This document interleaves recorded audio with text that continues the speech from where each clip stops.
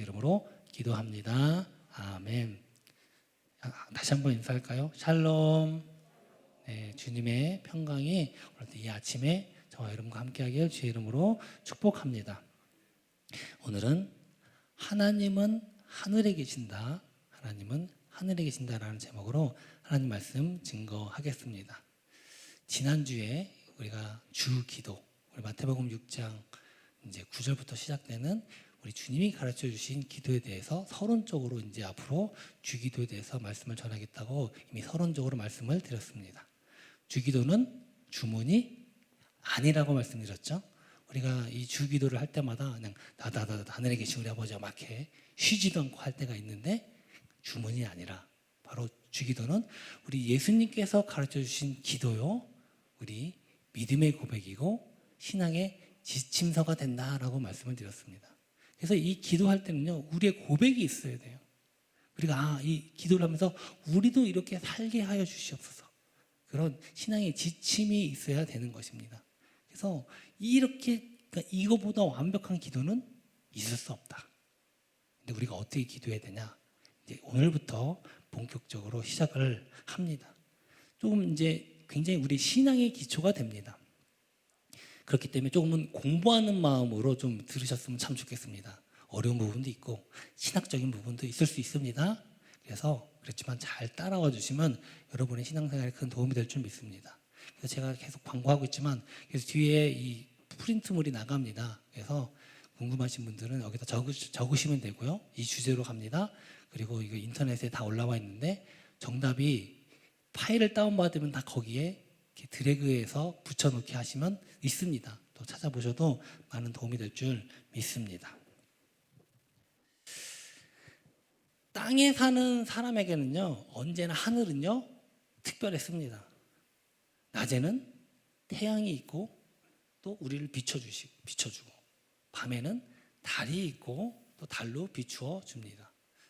요즘은 워낙 밝은 세상이다 보니까 밤에 이 달빛이 얼마나 귀한지 몰라요.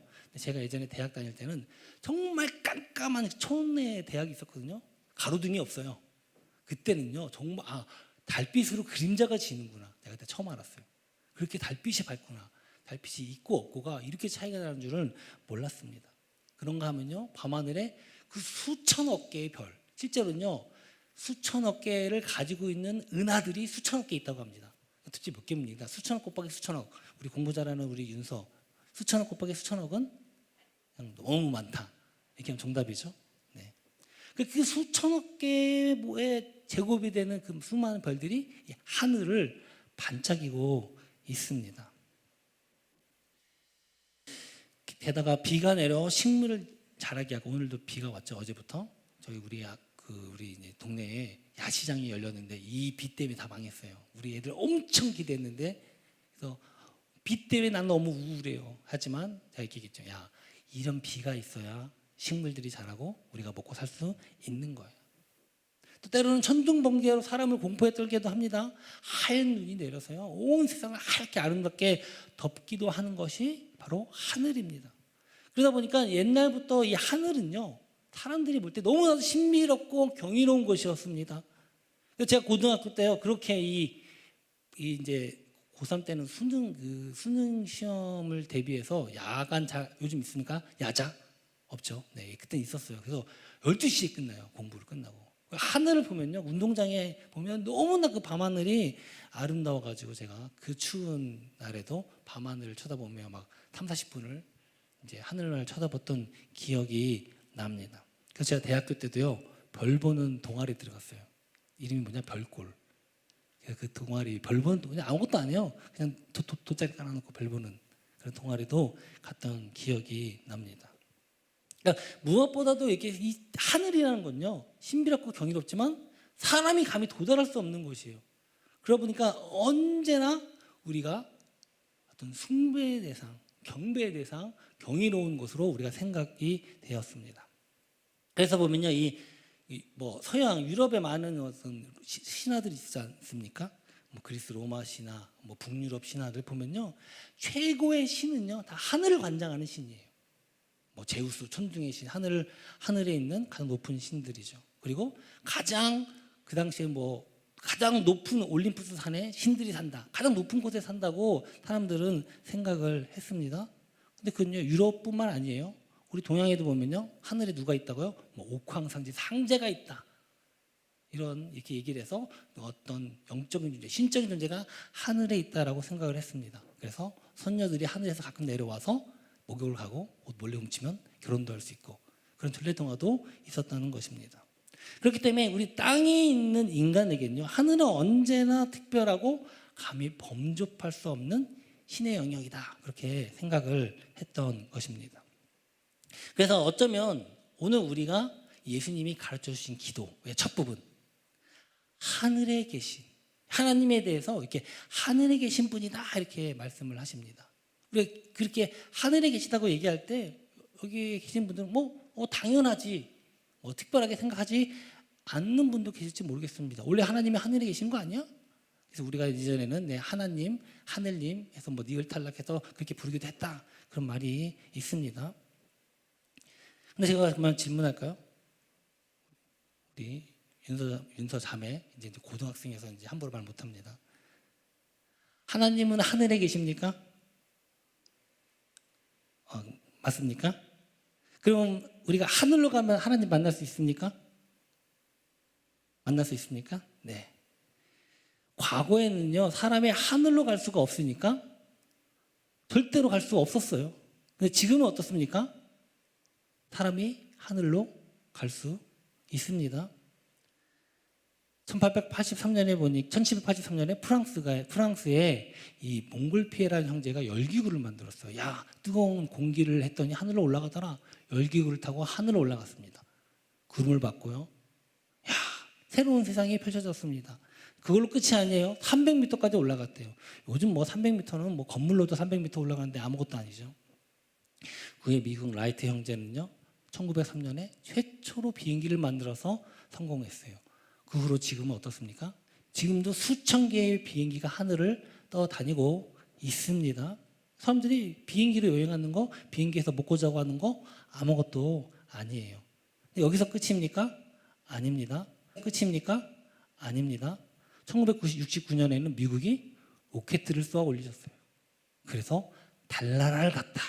물론 어떤 사람들은 이거 거짓말이다. 그 당시에 소련과 미국이 서로 이제 대결하면서 정치적 선동으로 가짜로 한 것이다라고 하는 그런 음모론도 있습니다.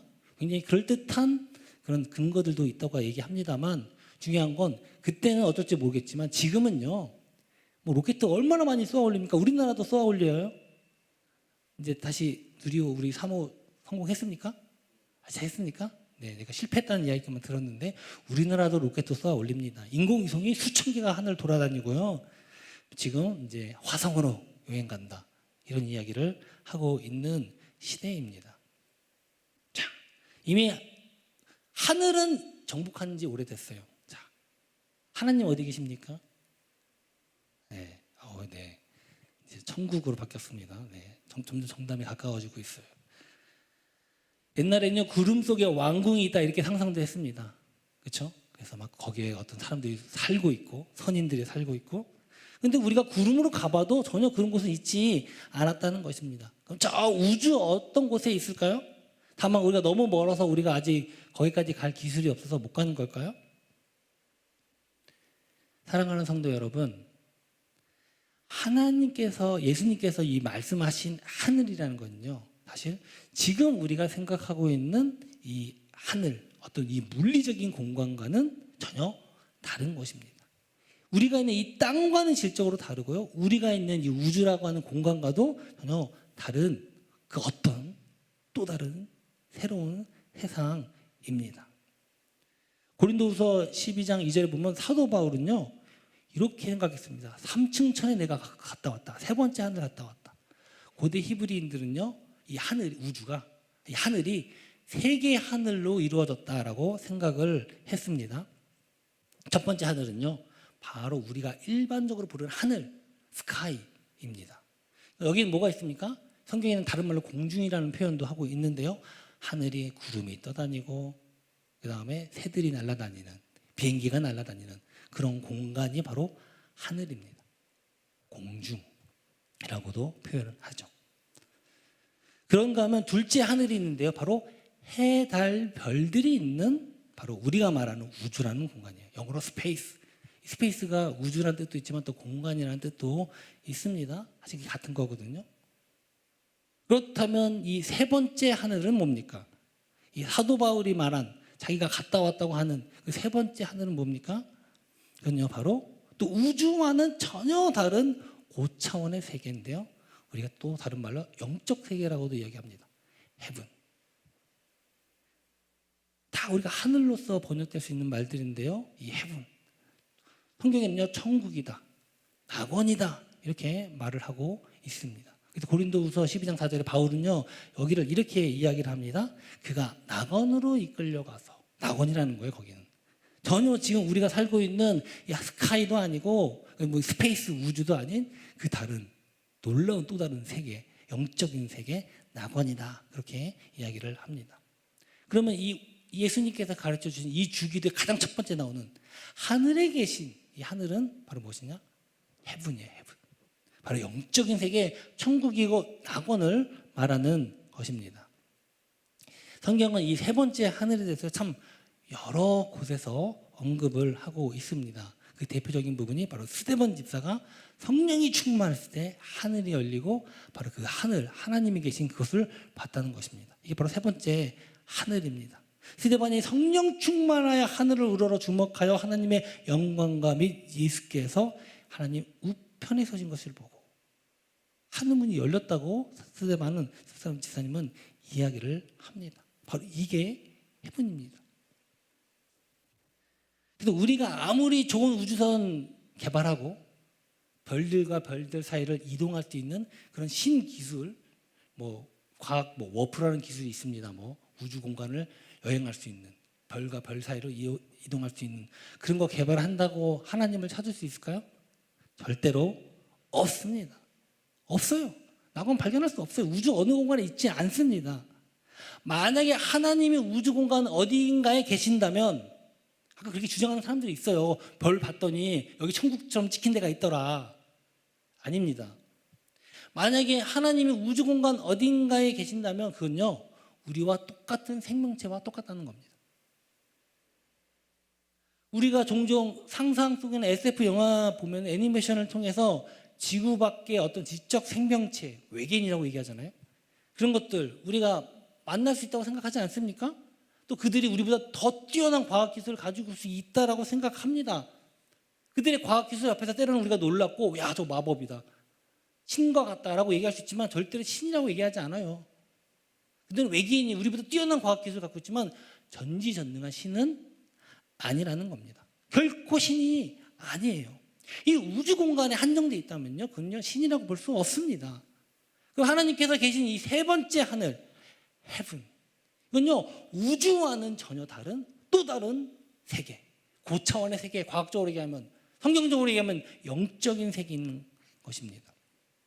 이건 또 무슨 말이냐? 우리 하나님은요, 이 땅에 사는, 우주에 사는 우리 피조물과는 전적으로 다른 분이시다. 무한하시고 영원하시고 전능하신 분이시다 라는 것을 말씀하고 계십니다. 우주가 무한하다고요? 여러분, 우주에 천억 개의 별을 갖고 있는 은하가 천억 개 있다고 해도 우주는 무한하지 않습니다. 이미 과학적으로 밝혀졌어요. 우주는 무한하지 않다. 무한처럼 보여요. 그러나 절대로 무한하지 않습니다. 진짜 무한하신 분요, 바로 우리 하나님 한 분뿐인 것입니다. 그래서 누가복음 2장 14절에는요 이렇게 말씀을 하는데요, 지극히 높은 곳에서는 하나님께 영광이요. 예수님 태어날 때 천사가 했던 외침입니다. 근데 어디 지극히 높은 곳에서 하나님께 영광이요를 원어나 영어 성경을 보면 뭐라겠냐? 지극히 높은 곳에 계신 하나님은, 이렇게 얘기합니다. 하나님은 지극히 높은 곳이라는 거예요. 단순한 하늘이 아니라. 그래서 어떤 저명한 신학자는요, 이 지극히 높은 곳에 계신 하나님이라는 이것은 바로 절대적 타자성을 의미한다라고 얘기했습니다. 여기 절대적 타자성, 하나님의 타자성은 무엇이냐? 인간과는 다르다라는 겁니다. 우리 피조물과는 전적으로 다르다는 겁니다. 단순히 하나님은요, 높은 하늘, 우리보다 조금 높은, 우리보다 조금 나은 그런 분이 아니라 무한히 높은 곳에 계시는, 그러니까 우리가 하늘이라는 표현보다 더 다른 표현이 없기 때문에 하늘로 쓰는 것 뿐입니다. 전혀 다른 차원의 세계, 바로 그런 분이라는 것입니다. 사랑하는 성도 여러분, 우리가 믿고 우리가 고백하는 하나님은요, 그냥 세상의 신화 속에 얘기하는 신과는 본질적으로 다른 분이신 줄 믿습니다. 인간이 만드는 신화 속에 나오는 신들 한번 보십시오. 사람인지 동물인지 구분이 안 돼요. 안 그렇습니까? 뭔가 좀 능력은 있고 뭐 죽지 않는 것 같은데 시집가고 장가가고 서로 싸우고 배신하고 바람피고 뭐 인간이 하는 거 다 하는데 서로 싸우고 죽이고 신도 죽습니다. 보니까 뭐 인간과 똑같지 않습니까? 게다가 뭐 이렇게 신이 많아요. 이 벌레는 물론 먼지까지도 이제 신으로 섬기기도 합니다. 일본에는 몇 개의 신이 있는 줄 아십니까? 제가 몇 번 말씀드렸는데 약 800만의 신이 있다고 합니다. 800만. 어마어마하죠. 그 이름도 어떻게 오는지. 이 인도에 있는 힌두는요, 힌두 종교라는 신의 숫자가 몇 개인지 아십니까? 3억 3천만. 신이 그렇게 많은 거, 뭐 모든 게 다 신이에요.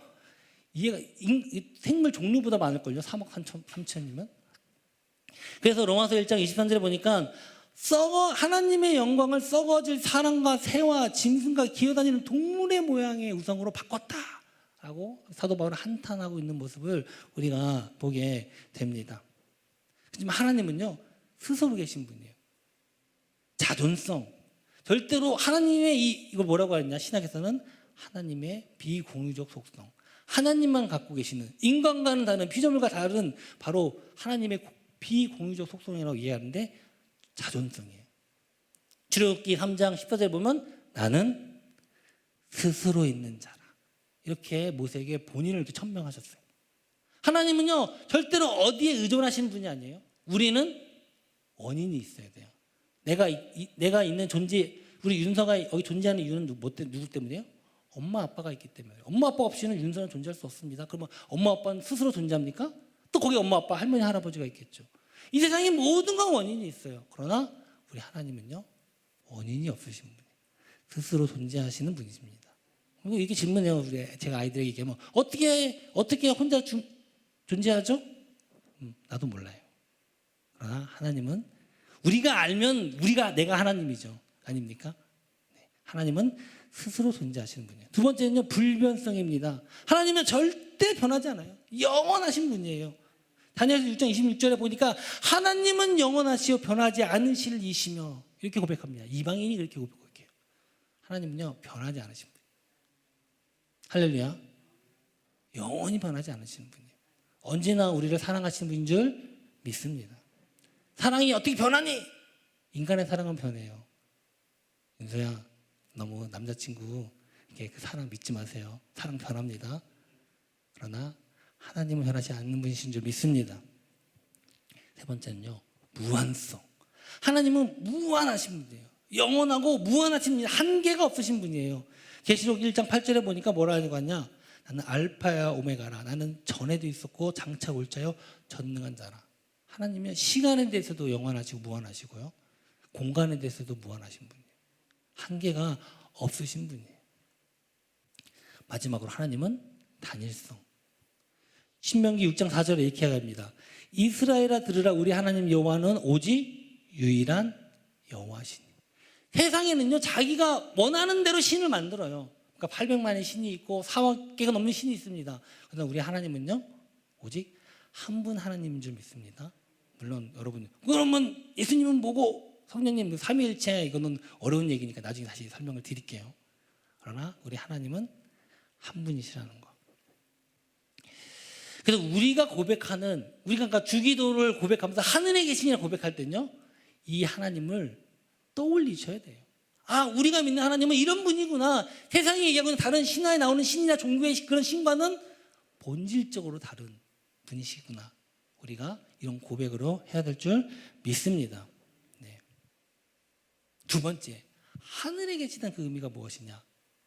언제 어디든지 우리와 함께 계신다는 뜻입니다. 이 고대 이스라엘들은요, 기도할 때요, 얼굴을 어디로 향했냐? 예루살렘을 향했다. 제가 이제 이미 다니엘서를 통해 말씀을 드렸죠. 예루살렘을 향해 기도하는 습관이 있었습니다. 왜요? 예루살렘에 성전이 거기 있거든요. 그러니까 이스라엘 사람들은요, 성전에 하나님이 계신다고 생각을 했던 거예요. 실제로 그렇게 하나님이 계시지, 모든 곳에 계신다고 알면서도 의식적으로 또 그렇게 성전을 향해 기도를 했습니다. 물론 이것에 영향을 받은 이슬람교도 사우디를 향해, 사우디에 있는 메카를 향해 이제 기도한다고 그들은 이야기를 합니다. 하나님은요, 하늘을 우러러보고 기도를 하셨습니다. 이 땅에 어떤 것도 하늘로 덮이지 않은 곳이 있습니까? 목사님, 저는 지하라서 그래도 하늘로 덮여 있는 줄 믿습니다. 이곳은 어떤 모든 곳은요, 다 하늘 아래에 있는 것입니다. 우리가 땅에서 보는 저 태양이 몇 개입니까? 미국에서 보는 태양, 우리 한국에서 보는 태양, 저 영국에서 보는 태양 다릅니까? 동일한 태양입니다. 다른 태양 아니에요. 달도 마찬가지입니다. 우리가 하늘이라고 칭할 때 그 하늘은요, 모든 사람이 함께 보는 그 하늘입니다. 하늘에 계신 하나님은요, 지역마다, 공간마다, 심지어는 시간마다 다른 하나님이 아니세요. 동일한 하나님, 한 분 하나님, 특정한 지역, 특정한 장소, 특정한 건물의 한정으로 계시는 분이 아니라는 겁니다. 그래서 솔로몬 왕도 그걸 알았어요. 본인이 그 성전을 건축하면서도요, 열왕기상 8장 27절에 보니까 이렇게 이야기를 합니다.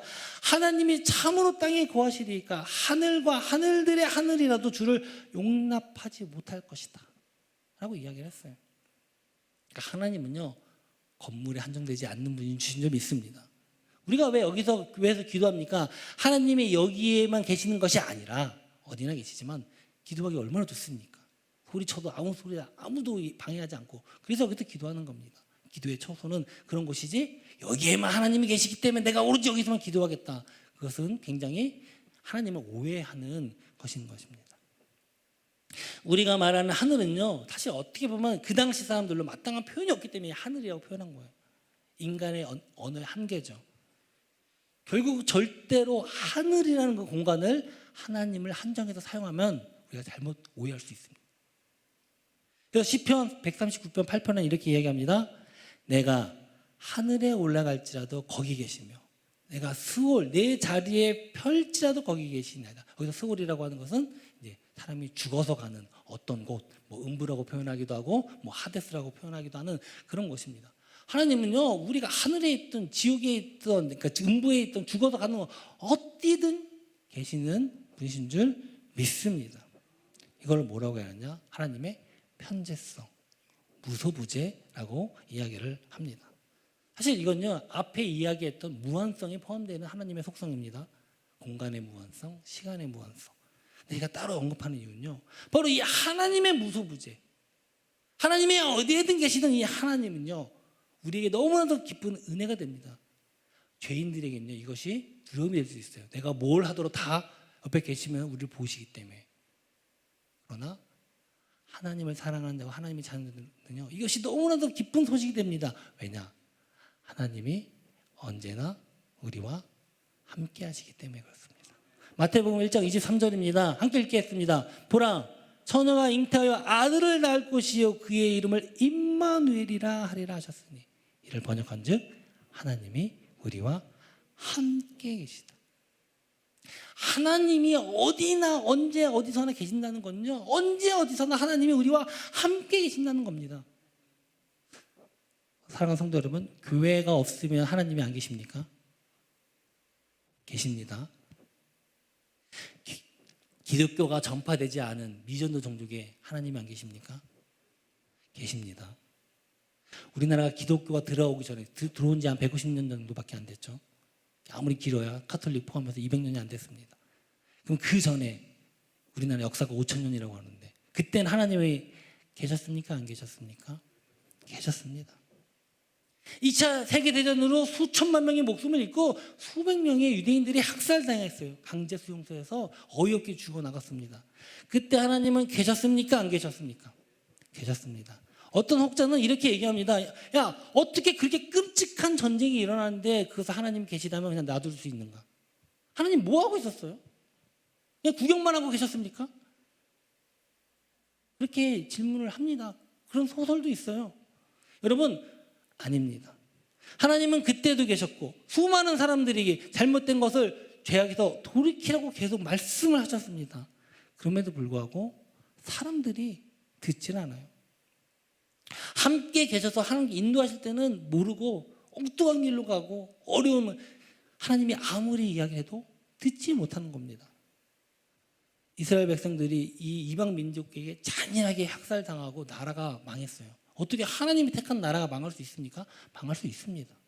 그러나 하나님은요, 그럼에도 불구하고 그 망한 이스라엘과 그 유대의 민족과 함께 하시는 줄 믿습니다. 미리 경고하셨어요. 잘못된 길에서 죄악에서 돌이키라. 말씀을 통해서 선지자를 통해서 오늘날 교회를 통해서 목회자를 통해서 아무리 계속 말씀하십니다. 문제는 듣지 않을 때 문제예요. 이사야 55장 7절에 이렇게 말씀합니다. 악인은 그의 길을 불의한 자는 그의 생각을 버리고 여호와께 돌아오라. 그리하면 그가 긍휼히 여기시리라. 우리 하나님께로 돌아오라. 그가 너그럽게 용서하시리라. 근데 안 돌아와요. 안 돌아옵니다. 하나님은 항상 우리와 함께 하시고 계속 말씀하십니다. 그 누가복음에 보면 부자와 나사로의 비유가 나옵니다. 거기 부자가요, 지옥에 가요. 지옥에 가서 너무 고통받는데 거기 아브라함을 보고 이렇게 얘기합니다. 나는 여기 왔지만 내 가족들은 여기 오지 않게 하여 주시옵소서. 그때 예수님, 그 아브라함이 선지자들, 성경이 있다. 그 말씀 듣고 오면 된다. 항상 주변에는요, 하나님께서 함께 계시고 선지자를 보내주시고 말씀을 통해서 말씀하시는데 안 듣는 게 문제라는 겁니다. 사실은요, 여러분, 우리 2차 세계대전 때 우리나라 망할 수도 있어요. 우리나라뿐만 아니라 전 세계가 핵 위협에 빠질 수도 있었어요. 미국만 핵을 만든 게 아니고 독일도 핵을 개발하려고 했다는 그런 이야기도 나옵니다. 어찌됐건 그렇게 어려운 시절을 겪었지만 지금 얼마나 좋은 시대가 되었습니까? 그것도 하나님의 은혜지고 하나님께서 여기까지 인도하신 줄 믿습니다. 과학적으로 보면요, 아직도 수많은 종들이 멸종당하고 있어요. 없어지고 있다니까, 이 땅 가운데. 별로 이제 공감을 안 하시네요. 우리가 때로는 힘들고 어렵고 고난의 역경이 있을 때 어쩔 때는 하나님이 안 계신 것 같다고 느낄 때도 있지만요, 아무리 우리 기도해도 응답이 없는 것처럼 느낄 때가 있지만요, 아닙니다. 하나님은 언제 어디라도 계시고 우리와 함께 계시고 우리를 인도하시는 분이신 줄 믿습니다. 그 이스라엘 백성들이 광야에서 낮에는 구름 기둥으로, 밤에는 불 기둥으로 인도하셨어요. 살 수가 없는 거예요. 근데 그들은요, 거기서 불평불만을 했음을 우리는 기억해야 합니다. 그리고 무감각해지고 또 그것을 볼 수 있는 눈이 없어져요. 영적으로 어두워지기 때문에 그렇습니다. 아까 얘기했죠. 우리나라 역사는 반만년, 얼마나 자랑하는지. 이게 5,000년, 반만년이라는 역사를 갖고 있는 나라가 생각보다 많지 않습니다. 근데 역사적으로 우리나라 볼 때 여러분 그거 아십니까? 우리나라는요, 이 중국이라는 거대한 대륙 옆에 있는 아주 소수 민족에 불과합니다. 역사적으로 보면요. 또 한반도라고 하는 이 지정학적 해양, 바다와 대륙이 만나는 곳이다 보니까 이 입출입 통로가 너무나도 좋은 곳이에요. 그러다 보니까 우리나라가 외세 침략은요, 그 어떤 나라보다 많았습니다. 조사해 보니까 약 지금까지 뭐 단군 왕군 때부터 역사적으로 기록된 것만 약 1000번 정도라고 해요. 어떤 사람은 뭐 960번, 936번, 혹은 어떤 사람은 3000번까지 주장하지만 그냥 퉁쳐서 1000번 정도의 외세 침략을 받았습니다. 그런데도 이 5000년의 역사 동안 단일 민족, 단일 역사로 유지하고 있는 건요, 쉽게 찾아볼 수가 없어요. 여러분 놀라지 않으시네요? 저는 왜 이렇게 놀랐는데? 놀랍지 않습니까? 얼마나 많은 민족들이 일어났다가 사라지는지 아십니까? 역사의 뒤안길로 없어지는지 아십니까? 여러분, 또 우리나라가 일제 침략 견뎌내고 남북이 분단되고 6.25 전쟁이 발발하고 온 나라가 초토화가 됐어요. 그때 우리나라 주변에 있는 나라는요, 일본, 중국, 러시아, 이 세 나라는요, 지금도 더 강대국이고 선진국, 아주 강대국이에요. 그 강한 세 나라 가운데 우리나라가 끼어 있는 겁니다. 근데 지금까지 유지하고 있는 것 자체가 놀라운 일 아닙니까? 놀라운 거 아니에요? 정말 그렇게 생각해요? 그런데 우리가 몇십 년 만에 세계 선진국이 되고 이 설 수 있었던 거 그냥 우연히 재수가 좋아서 혹은 우리 힘과 능력이 있어서 잘 됐다고요? 이건요 말도 안 돼. 상식적으로 생각해보고 과학적으로 생각해보고 통계적으로 생각해봐도 이런 유래는요 없다는 겁니다. 지금은요 명실상부 우리가 경제적으로 할렐루야, 군사적으로 할렐루야, 문화적으로 세계에서 선도하고 있는 나라 중에 하나입니다. 여러분 이게 납득이 됩니까? 납득이 안 되는데 여러분 다 납득이 되나 봐요. 아 당연한 거. 절대 당연한 거 아닙니다. 지금도 젊은 사람들은요 헬조선 우리나라 떠나야 된다고 얘기하는 사람들 많아요. 참 어떻게 보면 우리나라가 정말 좋은 나라인데 우리나라가 이렇게 유례 없이 후진국에서 선진국이 될 수 있었고 짧은 기독교 역사 가운데 이렇게 기독교가 부흥하고 지금 세계 선교를 제가 계속 얘기해 드립니다. 세계 선교를 한국이 주도하고 있다. 대부분 지금 미국 혹은 유럽에 있는 기독교 국가들 선진국들은요 지금 뭐 종교다원주의며 뭐 그다음에 또 뭐가 있습니까? 차별금지법 다 무너졌어요. 그런데 지금 세계 선교의 전초 기지 역할을 감당하는 거 대한민국입니다. 다른 데는 종교다원주의로 해서요 전도도 안 해요. 지금 또 차별금지법의 마지막 보류가 어디입니까? 우리나라예요. 우리나라입니다.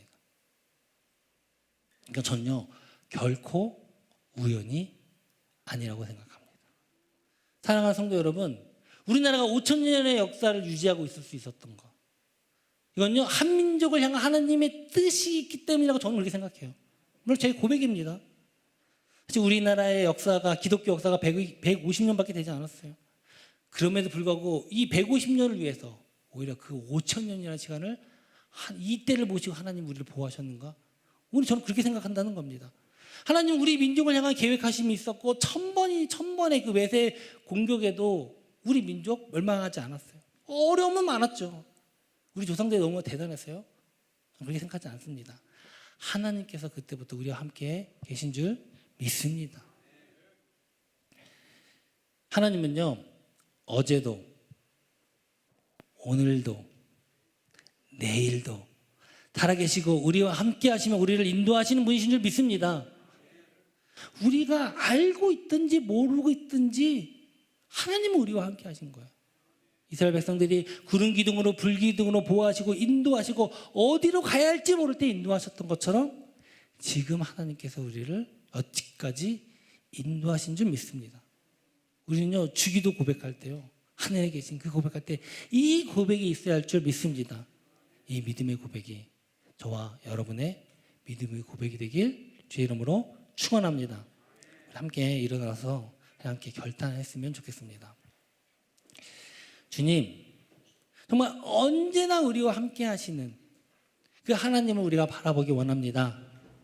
어제도 오늘도 내일도 우리와 동행하시고 살아계셔서 역사하시는 그 하나님을 오늘도 우리가 바라보며 의지하기 원합니다. 하늘에 계신 하나님, 하늘에 계신 우리 아버지 고백할 때 이 고백이 나의 고백이 되게 하여 주시옵소서. 이렇게 결단하면서 우리 오늘 아마 처음 부르는 찬양이지만 우리 가사를 생각하시면서 우리 배우는 마음으로 함께 우리 결단하면서 하나님께 나아가도록 하겠습니다. 동원하겠습니다.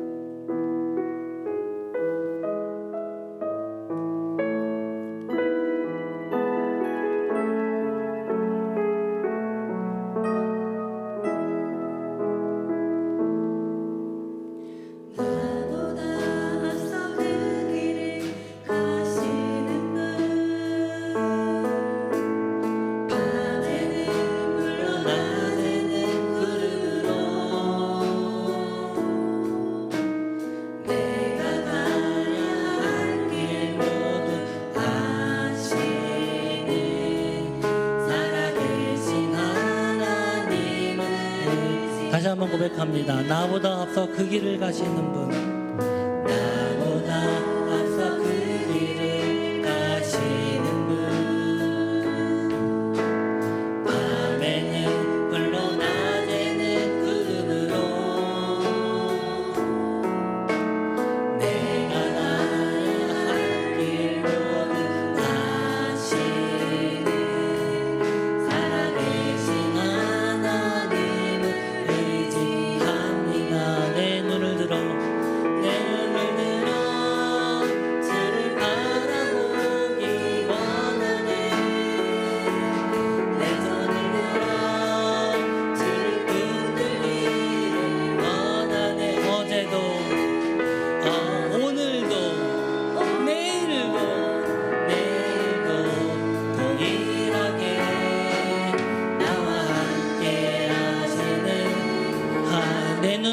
들어 주를 바라보기 원하네. 내 눈을 들어 주를 바라보기 원하네. 내 손을 들어 주를 붙들기를 어제도 오늘도 내일도 동일하게 나와 함께 하시는 하나님. 다시 한번 나보다 앞서 그 길을 그 길을 가시는 분. 밤에는 불로 낮에는 구름으로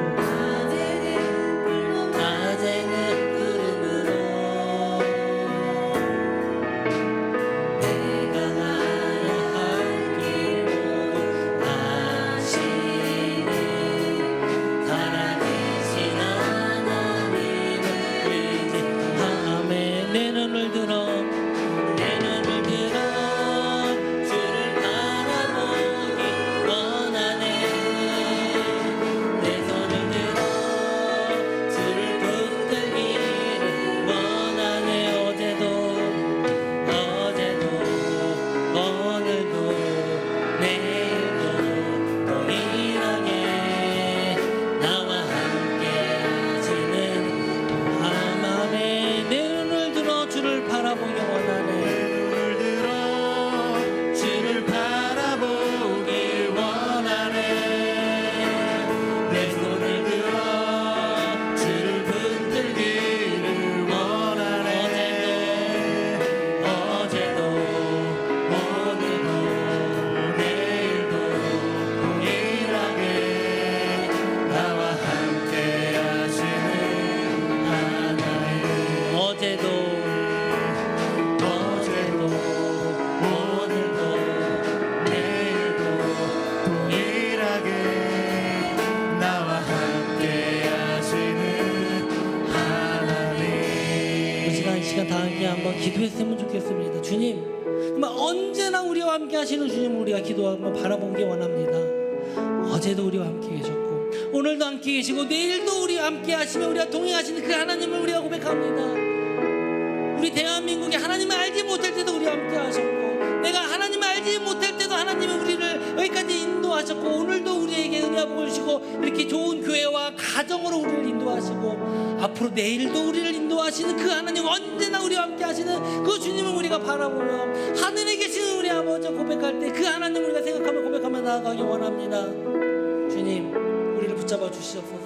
그 하늘에 계신 하나님, 하늘에 계신 그 계신 우리와 함께 하시는 그 하나님을 우리가 고백하며 믿음으로 고백하게 하여 주시옵소서. 우리 가정 붙잡아 주시고 우리 교회 붙잡아 주시고 이 나라의 민족을 붙잡아 주시고 이 세계를 하나님이 지으신 이 세계를 하나님께 위탁하여 드리오니 주님 책임져 주시옵소서. 이렇게 고백하면서 주여 한번 부르짖고 기도하겠습니다. 주여, 기다려고만 고마우신 아버지 하나님 감사합니다. 오늘도 언제나 우리와 함께 하시는 주님, 어제도 오늘도 내일도 우리와 동행하시는 그 하나님 아버지 우리가 찬양하며 기도합니다. 그분만 의지합니다. 주님 우리를 붙잡아 주시옵소서.